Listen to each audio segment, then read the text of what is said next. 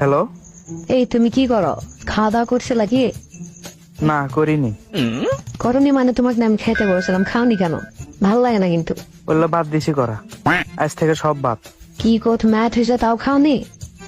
আজ তো হয়েছে 8টা বাজে। তো এখন ভালো করে খাওয়া দাওয়া করো, যাও শরীর সুস্থ থাকতি। জীবনে খামুই না আমি আর। বললে খাওয়া ভাত। এত কথা না বলে বাসায় যা ভাত খাও। ভাত কে জীবনে কোনো কিছুই খামু না আমি আর।